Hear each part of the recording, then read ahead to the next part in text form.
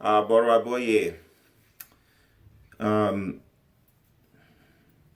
Ever so often, as a teacher, um, you run into a situation, you have an experience with a student or a group of students that really brings you around to the significance of what you're doing. It helps you remember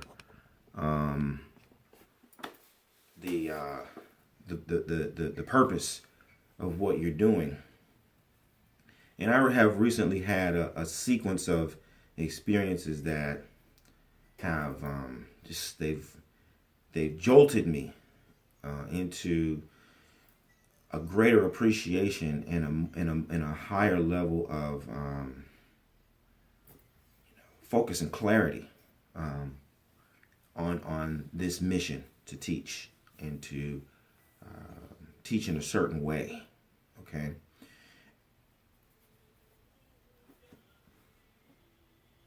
I remember when I was a graduate student and I was earning my master's degree in education. And one of my greatest lessons came while I was on campus playing my horn, my cornet, which is like a small trumpet. And one day I think I'm going to write a book just about me and this horn because through this horn I had some very powerful interactions. I met some people and that really shaped my understanding and influenced my presence in the world. One of those people was a man who I met on campus on a rainy day. I was enjoying the acoustics of the campus. There was nobody out there because it was raining, except for this one gentleman. And he was walking by, and somehow we started talking, and he was coming back from delivering some fresh fruits and vegetables to a senior citizen's home, right, an old folks home. And as we talked about it, I started to ask him how he had gotten into that, and he explained that his son, who was, when his son was about 7 or 8 years old, his son didn't know the difference between a tomato and a toy. And his father thought, wow, this is a problem. But it made sense, right? If you want a tomato or you want a toy, you go to the store. And they both come from the store. So his father then made a small project where he and his son started a little garden. The garden started to yield some surplus, and they decided to take the extra fruits and vegetables to a local senior citizens facility. Then that grew into something else. I guess the need was so great, or they appreciated it so much, that then he started to go to local supermarkets to gather up their extras that they were going to throw away, and then he would take them and deliver them to the old folks' homes, right? And that's where he was coming from when I met him. But it, made an impression on my mind right then. And one thing I thought was, oh, I'm going to do that. And so I did. And I made sure that all my children know the difference between a tomato and a toy. And consequently, two of my children are farmers, right? At this moment, they are working on a farm in Latin America, right? So they are embodying this value that I held very dear, and they've never been confused about the difference between tomato and toy. But overall, in my approach to teaching Orisha lifestyle, I'm also trying to impart that same kind of a lesson to you. These are all lessons on value. Okay, all these are value lessons that I'm trying to impart to you so that you understand the difference between a tomato and a toy, between the essence of Orisha lifestyle and the accoutrements of Orisha lifestyle, the pots, the beads, all that external stuff. It's important, it's essential, it has its purpose and its function.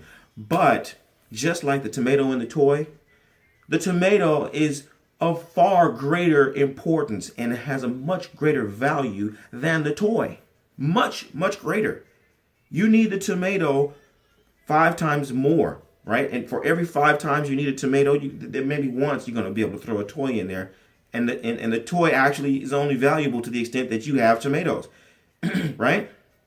And a tomato can only be generated, a real tomato can only be generated under these natural circumstances. You need a seed and you need soil. You know, I mean, this is a gift from the Almighty, right? There's a proverb that says that the farmer only exerts his effort. He doesn't know how the yam grows. That is in the hands of Olodumare. We don't know really how the first tomato came. We don't know what it is that's really driving this thing, is animating the life of the tomato. We just know how to follow the instructions to keep it alive.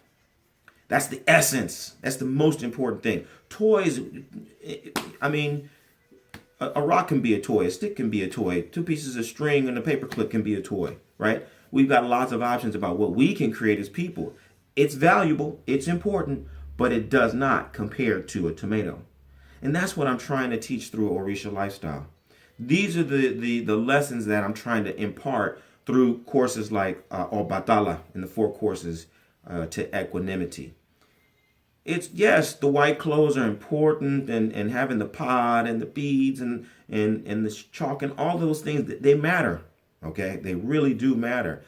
But the essence of Obatala, the fact that Obatala is austere, the fact that he is creative, that he is happy, and that he is generous, those are taking you deeper into the essence of Obatala. But the way Obatala experiences austerity and what austerity does for Obatala, that's what you need to know.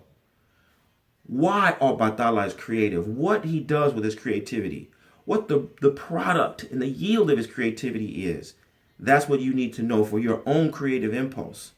Obatala's happiness, what Obatala has to endure to be happy, and what happens when Obatala is not practicing happiness. That's what you need to know and understand. Okay?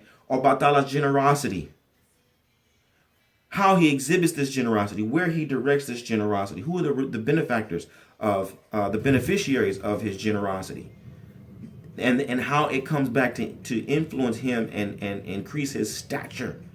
These are the things that make up the pathway of equanimity, that make Obatala exist in a certain way, so that as the circumstances of life unfold and Obatala has his range of experiences, he continues to grow in his own principles, right?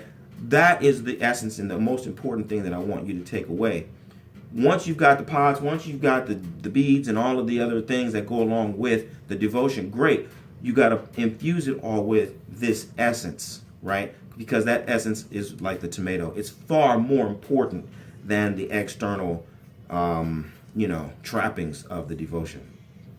So I'm really very hopeful that this part of the conversation is helpful and instructive in allowing you to understand what it means to live the medicine that will truly heal your life and heal the lives of those who you're destined to serve.